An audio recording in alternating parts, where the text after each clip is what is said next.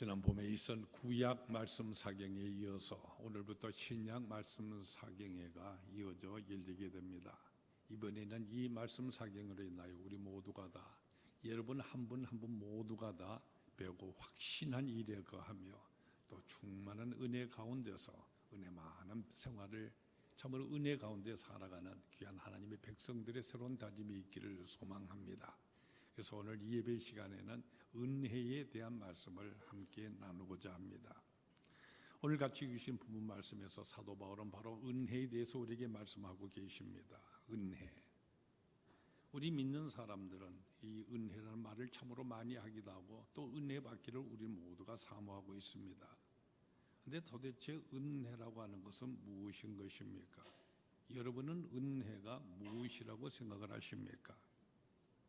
오늘 본문에서 사도 바울은 은혜를 헛되이 받지 말라 이렇게 말씀하고 계시는데, 바로 이 말씀에서 우리는 은혜에 대해서 먼저 깨달을 수 있는 아주 중요한 사실이 있습니다. 몇 가지가 있겠는데 그 중에 첫 번째로 은혜라고 하는 것은 바로 받는 것이라고 하는 바로 이 말씀입니다. 은혜는 우리가 받는 것이지 우리가 노력을 하여 그것을 얻게 되어지거나 또는 쟁취하는 그런 것이 아니라는 바로 이 같은 말씀입니다. 여러분, 때때로 우리가 사랑에 대해서 생각해 보아도 그렇습니다. 사랑을 우리가 강제로 얻고자 해서 그것이 그대로 얻어지는 그런 것입니까? 사랑은 우리가 참으로 사랑을 깨달아 알고 그것을 받아들이는 데 있는 것입니다. 그래서 사랑이라고 하는 것을 얻는 것이거나 또는 빼앗는 그런 것이 아니라, 그렇게 소유할 수 있는 그런 성격의 것이 아니라, 사실 이 사랑이라고 하는 것을 우리가 받아들이는 데서부터 시작을 하는 것입니다. 그러니까 이 사랑이라고 하는 것은 바로 이 사랑을 우리가 깨닫는 데서부터 시작한다는 이와 같은 말씀이 되는 것입니다. 하나님의 은혜, 이것은 이미 내가 하나님의 은혜를 받았다, 지금도 내가 받고 있다고 하는 이 사실을 깨닫는 데서부터 바로 은혜는 시작을 하는 것입니다. 혹 은혜라고 하는 것 받은 바가 없다고 생각하는 이 같은 분들이 있을지 모르겠습니다만, 그러나 여러분 한번 곰곰이 생각해 보십시오. 우리가 이 세상에서 태어나서 이제까지 살아온 이것부터가 다 이것이 보통 은혜인 것입니까? 사실 태어나서 지금까지 살아온 이 모든 것을 우리가 볼 때에 이 모든 것이 다 은혜라고 하는 것을 우리는 깨달을 수가 있는 것입니다. 제가 어렸었을 때에 어미소가 송아지를 낳는 장면을 본 적이 있습니다. 만삭이 되어지는 이 소를 그 집 아들 아이가요, 학교에 다녀와서 뭣도 모르고 난 다음에 들에 풀을 먹이게 한다고 몰고 나왔던 것인데, 그만 이 들에서 새끼를 낳게 된 것입니다. 근데 그때 보니까요, 낳자마자 이 송아지가 몇 번이나 계속 비틀비틀 하다가 곧바로 일어서서 걷는 것을 보았습니다. 일었을 뿐만 아니라요, 이 어미소가 나중에 집으로 들어가니까 뒤에서 쫄쫄쫄쫄 그래서 따라 들어가기도 하였습니다. 그 모습이 참으로 신기하였습니다. 근데 이런 것에 비해서 우리 사람들은 어떤 것입니까? 우리가 제 발로 걸으려면 도대체 얼마나 걸려야 하는 것입니까? 또 제가 제 힘으로 제 밥을 먹고 제대로 서려고 한다면은, 독립을 제대로 하려고 한다면은 요즘 같으면 한 30세까지는 부모가 거들어야 되지 않습니까? 그러고 보면은 도대체 은혜가 아닌 것이 하나도 없는데, 어떻게 감히 우리 사람들이요, 나는 받은 바가 없다, 나는 스스로 존재한 자, 이와 같은 식으로 말을 할 수가 있는 것입니까? 세상에 사랑을 받지 아니한 사람은 아무도 없습니다. 은혜를 받지 아니하는 사람은 하나도 없습니다. 단지 은혜를 깨닫지 못하고 부인하고 있을 뿐인 것입니다. 어떤 원로 목사님으로부터 들은 얘기입니다.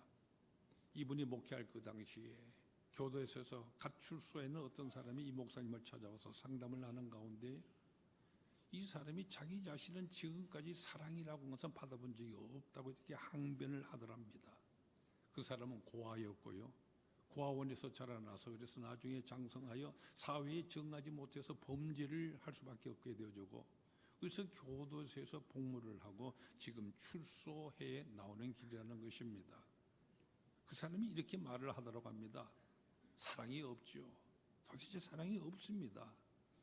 나의 부모라는 사람조차도 내가 그 얼굴도 모르고 나를 낳자마자 버려버리고 말았는데, 이 세상의 사랑이라는 것이 어디에 있는 것입니까?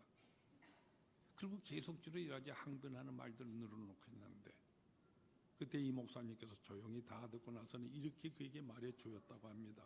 아니, 내가 보기에 너는 이 세상에 그 누구보다도 남들보다도 더 많은 사랑을 너는 이미 많이 받았다. 왜냐하면은 다른 사람은 그저 자기 자식이니까, 그래서 그 자기 자신이 사랑도 하고요, 젖도 먹이고 기저귀도 갈아주고 하면서 키웠다고 그렇게 말해보자. 근데 너는 네가 말하는 그대로 너는 부모도 없는데, 그러면 네가 네 스스로 기저귀를 갈아 키운 적이 있었느냐? 네가 우유병을 스스로 챙겨서 빨아먹어본 적이 있었느냐? 네 스스로가 혼자서 자라나느냐? 봐라, 정말 네가 말하는 그대로 너하고는 아무런 상관도 없는 사람이, 피 한 방울도 섞이지 않은 것 같은 사람들이 너를 사랑하여 너를 먹이고 입혀서 오늘이 있은 것이지 않느냐? 또 네가 네 스스로 밥벌이를 위해서 농사를 지은 적이 있었느냐? 근데 지금껏 무엇을 먹고 너는 살았느냐? 그러고 보면 너는 남보다도 사랑을 더 많이 받은 것이지 않느냐? 이 말이 이해가 되어지는지, 이 말을 듣고 그 사람이 한참 울더니 이렇게 말하더라고 합니다. 목사님, 정말 그렇습니다. 제가 자라났던 고아원 그 원장님, 어느 교회 장로님이셨는데 참 좋은 분이셨어요. 그리고는 그 원장님부터 찾아가서 정말 감사하는 인사부터 드려야 되겠다. 그리고 자리를 일어서더라고 합니다. 여러분 보십시오. 이 세상에 사랑 안 받은 사람 한 사람도 없습니다. 단지 그 사랑을 모르고 있고 또는 이 사랑을 부인하고 있는 것일 뿐인 것입니다. 쉽게 말하자면 받아들이는 이와 같은 자세가 없는 것입니다. 은혜라는 이것은요, 분명히 하나님께로부터 주도적으로 일방적으로 역사하시는 그런 것이고, 우리 쪽에 있어서는 그 은혜를 이미 주고 계시는 것이기 때문에 이것을 받아들이는 것입니다. 은혜를 말할 때 우리는 은혜와 함께 율법에 대해서 생각하게 되어지는데, 이 은혜와 율법을 우리가 비교해서 말한다고 한다면요, 율법이라는 이것은요, 내가 하나님께로 나아가는 그 같은 길이라고 말할 수가 있을 것입니다. 여기에 비해서 이 은혜는 하나님께서 내게로 오시는 것입니다. 하나님께서 내게 열어주신 그 같은 길이 있었습니다.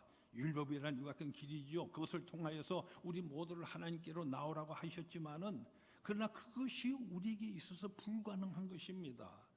이 율법을 다 지킴으로써, 그래서 우리의 의로서 하나님 앞으로 나아갈 수 있는 사람이 단 한 사람도 없기 때문인 것입니다.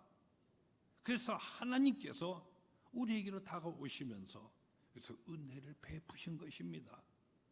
그러므로 은혜라고 하는 이것은요, 전적으로 하나님께서 내게 베푸시는 것이고, 나는 오직 가슴을 열고 겸손하게 받아들이는 것입니다. 여러분, 은혜에 대해서 바로 이와 같은 이해부터가 우리에게 분명해야 됩니다. 은혜는 처음부터요, 거저 나에게 주시는 것이고, 내 공로라든지 내 의라든지 내 율법적인 행위에 의하여서 우리에게 주어지는 그런 것이 아닙니다.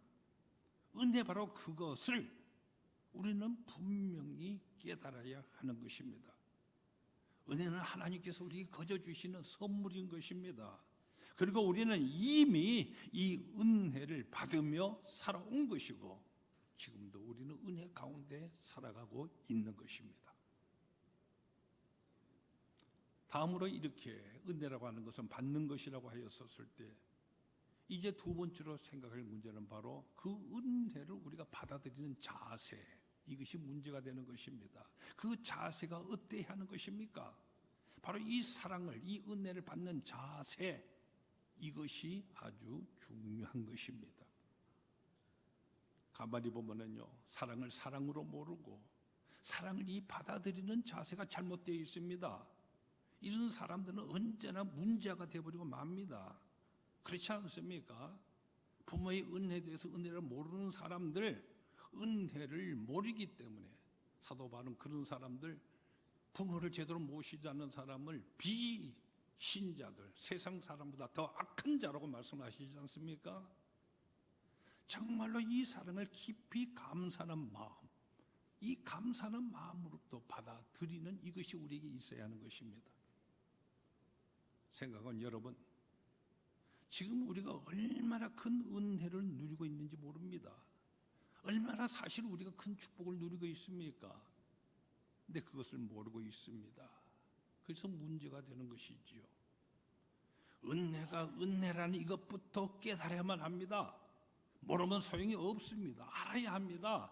깨닫는 여기서부터 시작되어지는 것이고, 바로 그 깨달음이 그 다음에는 기쁨으로, 그 다음에는 감사로, 그리고 그 다음에는 만족하는 것으로 나타나게 됩니다. 정말 은혜, 우리에게 행복한 것으로 나타나게 되는 것입니다. 사랑이 된 최고의 반응, 이것이 무엇이냐? 그것은 바로 감사이기 때문입니다. 은혜에 대한 이 최고의 반응, 이것은 바로 기쁨인 것입니다. 여러분 곰곰이 한번 생각해 보세요. 정말로 은혜를 받은 자의 생활에는 어떤 것이겠습니까? 그것은 바로 기뻐하는 것입니다. 그래서 사도 바울은 기뻐하라, 다시 말하니 기뻐하라고 하시는 이 같은 말씀을 반복하십니다. 여러분 우리 부모와 자녀의 관계를 놓고 한번 생각해 보세요. 부모가 자식에서 사랑을 베풀고 있지 않습니까? 사랑을 베풀고 은혜를 베풀고, 그리고 은혜를 받아들이는 사랑을 받는 이 자녀들이 다 어떻게 되기를 바라고 있습니까? 이 자녀들이 기뻐하기를 바라는 것입니다. 오직 바라는 것은 감사하고 기뻐하는 이것밖에 없습니다. 정말 부디 행복하다오, 그것입니다. 행복하게 살아가는 이것이 보답이지 않습니까? 그런 거로 은혜에 대한 자세, 아주 겸손한 마음으로 겸손하게 대하면서 수용적인 이와 같은 자세가 분명해야 됩니다. 그리고 은혜를 깊이 깨달아야 됩니다. 너무나도 감사한 것이지 않습니까? 또 깨닫고 또 감사하고 또 만족하고 또 행복하고, 바로 그것이 은혜를 받는 사람의 자세인 것입니다. 그리고 세 번째는 은혜란 이렇게 주어지는 것이기 때문에 주어진 이것을 소중히 여겨야 합니다. 대개 처음에 보면은요, 이것을 은혜 받는 모든 것을 소중히 여기다가 계속 진행되는 가운데 마지막에 가서는 교만해지고 은혜를 소중히 여기지 못하고 있는, 바로 여기에 문제가 있는 것입니다. 한평생 이 받은 은혜를 우리는 소중히 여겨야 합니다. 왜냐하면 이것은 내 것이 아니니까요. 처음부터 은혜로 주어지는 것이기 때문에 그런 것입니다. 때때로 우리는 은혜를 은혜로 알지 못하고 그래서 내가 마땅히 또는 내가 당연히 받는 그런 것으로 생각하는 경우가 많이 있습니다. 그래서 귀한 줄을 모르고요, 소중히 할 줄을 모릅니다. 어떤 분이 자녀가 없었습니다. 온갖 노력을 다 했는데도 불구하고 아이를 갖지를 못합니다. 그래서 드디어 이 어머니가 43이 되었는데 그동안 기도도 얼마나 많이 했겠습니까? 이 기도의 응답인지 아이를 드디어 갖게 되었습니다. 얼마나 감사하고 얼마나 기뻤겠습니까? 여러분 여기서 한번 생각해 보세요. 23살의 아이를 낳은 것하고 43살에 낳은 것하고 이것이 어떻게 다르겠습니까? 같은 자식이지만 같지가 않습니다. 전 안 된 얘기입니다만은 자식은 한 40쯤 되어서 낳아야만 정말로 귀한 줄을 알게 됩니다. 왜 이렇게 되는 것입니까? 자녀를 낳는다는 이 자체부터가 은혜라는 이 사실을 알게 되기 때문에 그렇게 되는 것입니다. 여러분 사실 생각해 보세요. 우리가 자식을 얻는다는 것, 이것부터가 단지 은혜입니다. 이것이 그리 쉬운 일이 아닌 것이거든요. 그런데 이것을 그저 내게 주어지는 것처럼, 뭐 당연히 그렇게 되는 것처럼, 혹은 자기 자신이 잘해서 그렇게 되는 것처럼, 그저 자연스럽게 되는 것처럼, 여러분 그렇게 생각할 수 있는 과연 그런 것이겠습니까? 곰곰이 한번 생각해 보세요. 우리에게 은혜로 주어지는 생명입니다. 그런 거로 우리는 잊지를 말아야 됩니다. 소중히 여기게 됩니다. 은혜로 받은 것이니까요. 그래서 소중한 것입니다. 하나님의 은혜가 여기 있으니까 참으로 소중한 것입니다. 사실 무엇이든지 다 그렇지 않습니까?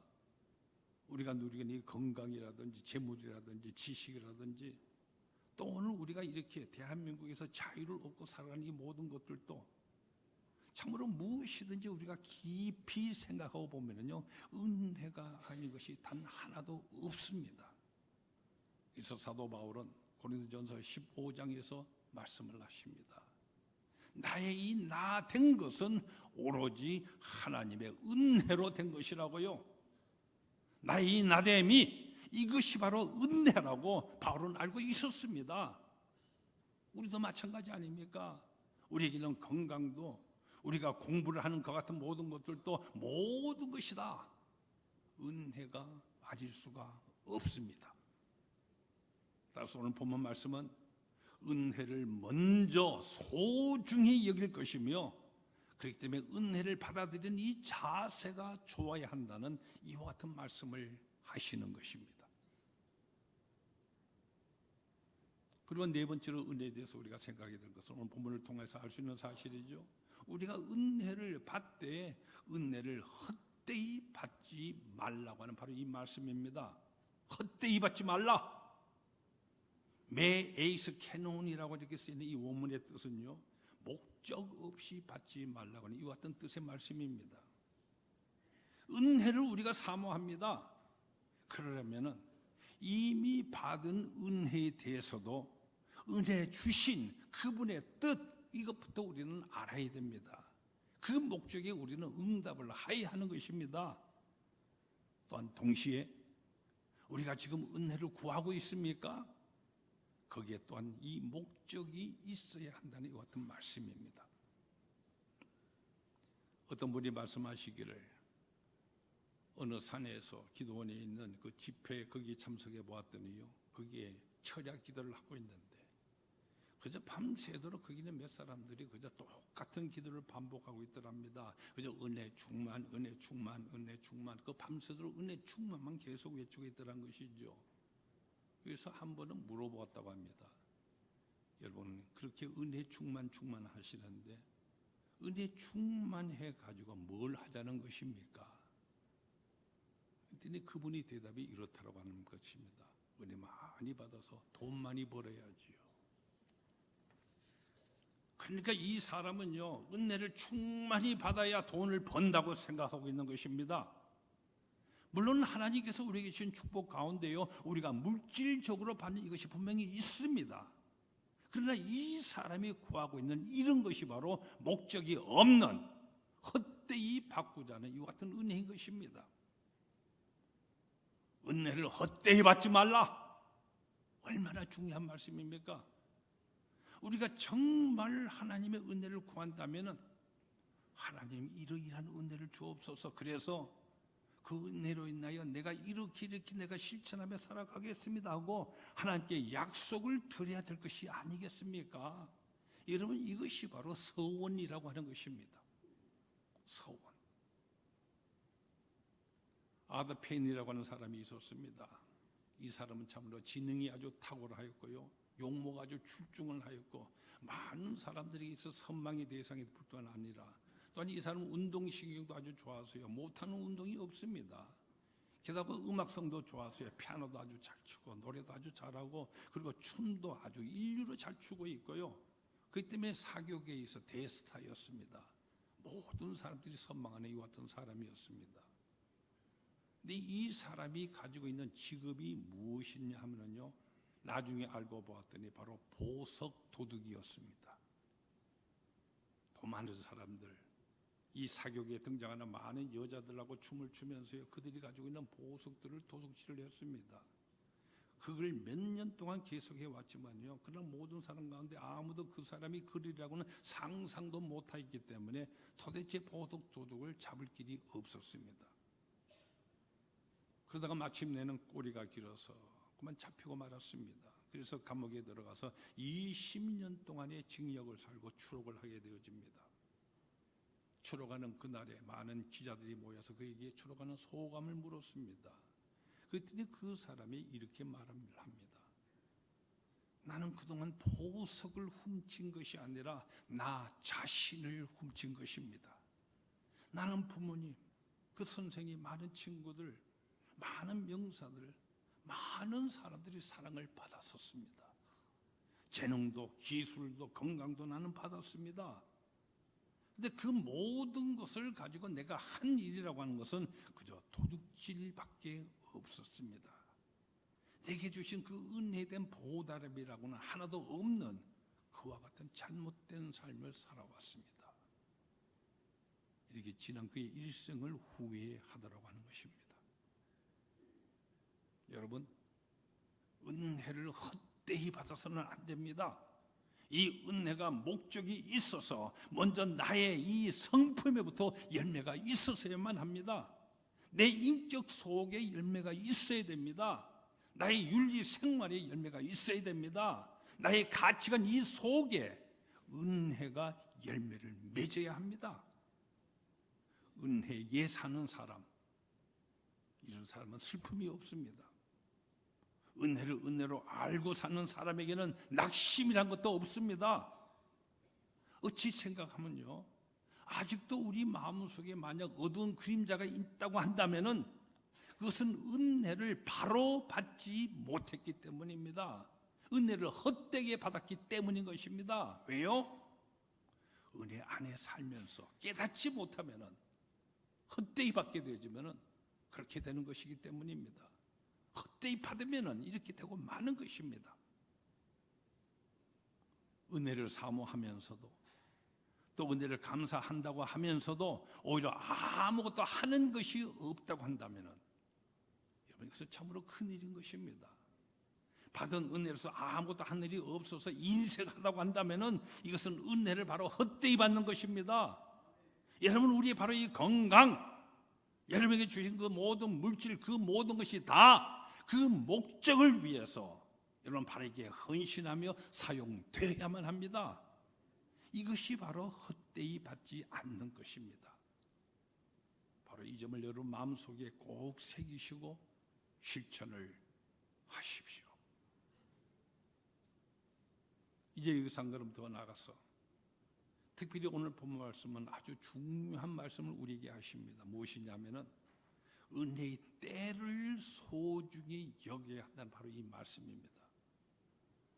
우리가 받는 모든 은혜 많이 있지만 그 모든 은혜 가운데 가장 큰 은혜가 무엇이냐면 바로 이 시간이라고 하는 이 은혜인 것입니다. 기회라고 하는 은혜인 것입니다. 이것을 바로 우리는 분명히 알아야 됩니다.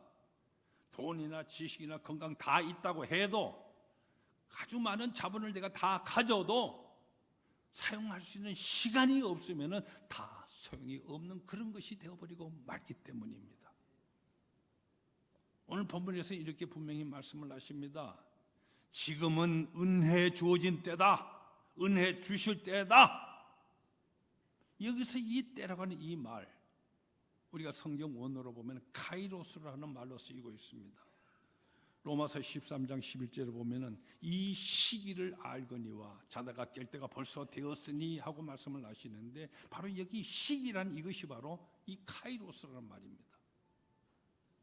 성경에 쓰여진 헬라 원어로 보면은 이 시간이라는 단어에 두 가지 종류가 있습니다.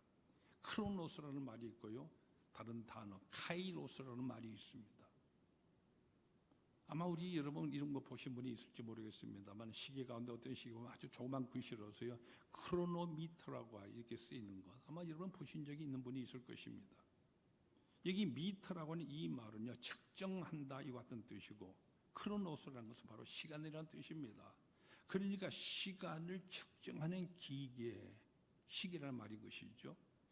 여기서 측정하는 이 시간이라고 하는 것은요 객관적인 어떤 시간을 말하는 것입니다. 이것은 내가 어찌지 못하는, 움직이지도 못하는 이와 같은 그 같은 것입니다.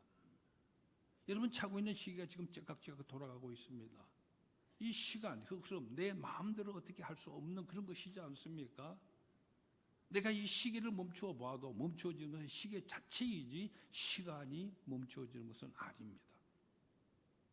어떤 때 어떤 약속 시간에 맞춰 가려고 하는데 길이 막히고요. 그렇게 하게 되지만 차고 있는 시계를 보고 또 참으로 초조해질 때가 많이 있습니다. 어떨 때는 정말 이 시계를 거꾸로 돌렸으면 좋겠다 싶지만은요.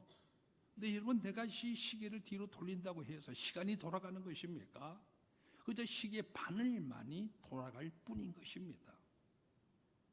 바로 이 시간에 우리는 매여 있는 것입니다. 바로 거기에 우리 모두가 끌려가고 있지 않습니까? 바로 이것이 크로노스인 것입니다. 내 마음대로 할 수가 없는 객관적으로 흐리는 그 같은 시간, 그것을 말하는 것입니다. 그대로 나는 그저 따라가는 이 길밖에 없는 것입니다. 여기에 비해서 카이로스라고 하는 이것은요, 주어지는 시간을 말하는 것입니다. 그렇기 때문에 어떤 의미라는 의미에서 이건 시간이라는 말보다도 시기, 이렇게 번역하는 것이 더 적절할지도 모르겠습니다. 이것은 바로 어떤 일정한 기간, 어떤 기회, 이것을 말하는 것입니다. 마치 달란트 비유에서요, 우리 모든 사람에게 달란트들 얼마들이 우리에게 맡겨주시는 그런 것처럼 시간 얼마를 모든 우리에게, 여러분 모두에게 내게 주셨습니다. 이것이 바로 은혜라는 것입니다. 이것이 앞으로 몇 년이 되는지 몇 시간이 되든지 간에 그것은 바로 나에게 은혜로 주어지는 것입니다. 바로 주어진 시간, 내게 열려지는 시간, 내가 그 동안에 움직일 수 있는 어떤 시간, 내게 있어서 선물로 주신 이 시간, 이것이 바로 카이로스입니다. 이 시간에 많은 내가 무엇인가를 할 수가 있는 것입니다. 오늘 보면 뭐라고 말씀하십니까? 지금은 은혜 받을 만한 때요 하셨습니다. 이 말씀이 무슨 의미겠습니까? 누가복음 14장에 보면은요, 예수님께서 좁은 문에 대해서 비유로 말씀해 주고 계십니다. 문이 일단 닫힌 다음에 많은 사람들이 와서 주여, 우리는 주님 앞에서 주시는 떡도 먹고 그 모든 것을 마시기도 했고 주님께서 우리에게 길거리에서 가르쳐 주셨습니다. 우리 또한 주님의 이름으로 병도 고쳤습니다. 뭐 이렇게 말하겠지만은, 그러나 문이 일단 닫힌 다음에는 아무 소용이 없습니다. 나는 너희를 전혀 모른다 말씀하십니다. 내게 주신 이 시간 안에서 내가 회개하지를 못했고 은혜를 살지 못한 이상, 그 시간, 그 기간이 지나버리고 나면은, 셔터가 일단 내려지고 나면은 그 다음에는 소용이 없습니다. 한마디로 말해서요, 주께서 우리의 모든 것을 들어주시는 것 같은 시간이 있습니다. 우리의 기도를 들어주시는 시간이 있습니다. 우리를 기다려주시는 시간이 있습니다. 열어주시는 것 같은 시간이 있습니다. 모든 것을 가능하게 해주시는 것 같은 시간이 있습니다. 특별히 우리가 열심히 봉사하게 하시는 이와 같은 시간이 우리에게 있습니다. 내게 있을 때, 건강할 때, 할 수 있을 때, 내가 깨달을 수 있을 때, 아직도 머리가 제대로 돌아갈 수 있을 때, 바로 이것들이 우리에게 주시는 카이로스입니다. 이것은 바로 은혜의 때인 것입니다. 그러나 이것이 딱 지나가 버리고 나면은 그 다음에는 심판밖에는 없습니다. 내가 돌이킬 수 없는 그런 때가 있다는 말씀인 것입니다. 우리 사람은 임종하게 될 때 생전에 베풀지 못한 것들을 후회를 많이 합니다. 이제 남은 시간이 없으니까요. 시간이 쫓기니까요. 그동안 내가 참지 못했던 것도 후회합니다. 나의 목적을 위해서 거짓말을 했던 모든 것들, 남을 비방했던 것, 이 모든 것도 후회하게 됩니다.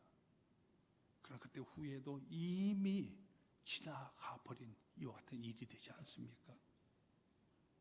그러므로 무엇보다 중요한 것은요, 이 시간이라는 이것을 큰 은혜로서 우리는 받아들일 수 있어야 합니다. 그러므로 우리는 깊이 생각해야 됩니다. 은혜를 베풀 때, 내가 너희 기도를 들어주시겠다 할 때, 네가 하는 그 모든 회개를 내가 들어주겠다, 용서해 주겠다는 그때가 언제인 것입니까? 그것이 바로 은혜의 때입니다. 구원의 날이로다 말씀을 하십니다. 이 말씀은요, 구원의 날이라고 하는 한계적인 이 시간이 있다는 말씀입니다. 이 시간은 그저 막연히 연장되는 그런 것이 아니라는 말씀입니다. 같은 시간이 두 번 반복되는 그런 것이 아니라는 이와 같은 말씀인 것입니다. 생각해 보십시오. 카이로스, 이 기간이라는 것은 사실 변함없이 그대로 기계적으로 흘러가 버리는 이 크로노스들로 인하여 이것이 이어져서 우리에게 주어지는 것이지 않습니까? 이 시간이라는 것은 계속 흘러가 버리고 맙니다. 이 시간, 이 기간, 여러분 회개해야 될 걸 회개하십시오. 잘못한 것을 뉘우치고 용서를 구하십시오. 바로 지금입니다. 그 다음에는 심판밖에 없습니다. 따라서 여기에 지금은 은혜 받을 만한 때요, 보라 지금은 구원의 날이로다 말씀하십니다. 하나님께 주신 은혜를 베푸실 이때를 바로 내게 주어진 은혜의 때로서, 내가 지금 결단하고 회개해야 될 때로서, 은혜를 삼하며 나아갈 그런 때로서 우리가 소화를 해야 한다는 이 같은 말씀인 것입니다. 바로 여기서 대단히 중요한 결론이 나오게 됩니다. 오늘 본문 뭐라고 말씀하십니까? 지금은 하십니다. 지금이 바로 이 순간이 은혜의 때라는 말씀입니다. 지금이 바로 구원의 때인 것입니다. 우리는 때때로요, 구원이나 은혜를 내일 일로 생각하는 경우 많이 있습니다. 내일은 은혜의 때가 될 것이고, 오늘은 고통이고, 오늘은 그저 시련이고, 내일은 은혜의 날이 될 것이다, 이렇게 생각하는 것입니다.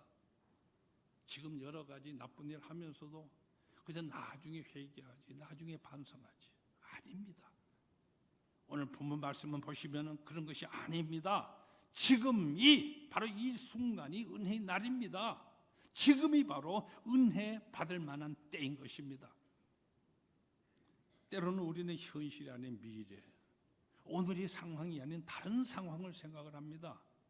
그래서 보다 더 나은 환경이 내게 오게 되어지면 그때 내가 해보지, 그 같은 때의 은혜의 날이 될 것이고, 오늘은 내 형편이 모두 이렇게 어렵지 않느냐, 아직은 아닐 것이다, 이렇게 생각을 합니다. 여러분 오늘 본문 말씀을 보세요. 그런 것이 아닙니다. 현실 이대로가, 오늘 나의 이 시간, 내 모습 이대로, 나의 가정, 나의 직장, 여러분 주위에는 이 모든 이대로가 바로 은혜인 것입니다. 오늘 이 본문의 의미는 바로 지금이 은혜의 때이다는 말씀입니다. 다른 미래 그 어떤 때에 형편이 더 나아지는 그런 때가 아니라 지금 바로 이것, 오늘 이 자체가, 내 모습 이대로가 은혜다 말씀입니다. 때때로 우리는요, 오늘이 아니고 내일이다, 나는 아니고 다른 사람이다, 그러면서 불만합니다만, 오늘 본 말씀을 보세요. 이대로, 오늘 이대로 내가 처해는 오늘 현실, 오늘 이 모든 것 이대로 은혜의 날입니다. 여러분이 이 자리에 나와서 예배 드린다는 이 시간, 이 자체, 여러분 모습 그 자체가 바로 은혜의 때요, 은혜의 시간이고요, 우리가 지금 살아가는 이 처해있는 환경 이대로가 최대의 은혜의 날인 것입니다. 매일매일 우리가 살아가는 오늘이 최고로 행복한 날입니다. 최고로 크게 열진 은혜의 문입니다. 이 오늘을 우리는 살아가면서 언제나 이 오늘에서 우리는 믿음의 생활을 하고 있는 것입니다. 여러분이 지난날에 있어서 하나님을 바르게 이해하지 못한 것이 혹 있었다면 후회하지 마십시오. 또 앞으로 내가 해보겠다고 앞으로 미루지도 마십시오. 문제는 바로 오늘입니다. 지금 이 자리, 이 시간입니다. 내게 주어진 이 시간, 이 여건 이대로, 이것을 극치의 은혜로, 최고의 은혜로, 하나님께서 내게 주신 가장 큰 은혜로 주신 것은, 이것을 우리가 간증을 할 수가 있을 때에 우리는 최고의 은혜의 사람이 되는 것입니다. 분명히 기억하세요. 오늘이, 바로 지금이 내 가정, 내 직장, 바로 내 모습 이대로 은혜인 것입니다. 하나님의 은혜를 헛되이 받지 말라. 보라 지금은 은혜 받을 만한 때요, 보라, 지금이 바로 구원의 날이로다. 항상 현재적으로 은혜를 찬양할 수 있는, 그리고 계속적으로 최고의 은혜를 매일같이 찬양할 수 있는 그런 오늘 하루, 그래서 그 같은 우리의 생이 되어야 됩니다. 여러분, 과거에 여러분이 어떻게 살았는지는 모르겠습니다만, 여러분 오늘을 생각할 때 어떻습니까? 사실 오늘이 제일 행복한 때입니다. 내 일생에 있어서 요 사이가 제일 행복한 때입니다. 내 아내가 이 세상에 제일 아름다운 여자입니다. 나의 남편이 이 세상에 가장 훌륭한 남편입니다. 나의 있는 가정, 내 자녀, 가장 복되게 주신 하나님의 은혜입니다. 내가 오늘 살아가는 이 하루, 여러분 나의 일생에서 요 사이가 가장 행복하다고 이렇게 이같이 감격스럽고 이 같은 은혜의 시간으로 최고로 오늘이 가장 큰 은혜의 날로 이렇게 기억할 수 있는, 그렇게 간증할 수 있는 매일매일 그렇게 살아가는 이것이 바로 은혜 받으며 살아가는 은혜의 생애가 되는 것입니다. 이 은혜 속에 기쁘게 가장 큰 은혜로 주신 오늘임을, 나 자신임을 깨달으면서 믿음으로 매일매일을 충성을 다해 달려가시는 여러분 모두가 다 되시기를 축원합니다. 기도하십시다. 주님 전에 나와 하나님을 아버지라 부르며 이 시간 저희들이 기도드립니다. 때때로 우리는 지금 현실이 아닌 내일, 미래에 또는 다른 어떤 것에 은혜가 있을 줄로 막연히 생각하였습니다. 그러나 지금이 바로 은혜 받을 때요, 지금이 구원받을 날이라고 말씀하십니다. 바로 이 사실 앞에 오늘 우리가 회개해야 될 것 회개하게 하옵소서, 도와주시옵소서. 그동안 알지 못하면서 여러 가지 거짓말 했던 것들도 주님 앞에 자복할 수 있게 주시옵소서. 오늘의 지금 이 시간이 지나가면은 이제는 내 앞에 오직 하나님의 심판밖에 없는 것을 우리가 분명히 깨닫게 해 주시옵소서. 그래서 오늘 지금 이 자리 여기를 강조해 주십니다. 오늘부터 시작하는 말씀 사경에 주님께서 우리에게 은혜를 받도록 주신 기회인 줄로 저희들이 믿습니다. 우리 모두가 배우고 확신한 일에 가하며 풍성하신 그 은혜 가운데 늘 승리의 찬송을 부르며 힘차게 우리의 달려갈 길을 달려가는 우리 모두 되도록 역사하여 주시옵소서. 예수님 이름으로 기도하옵나이다.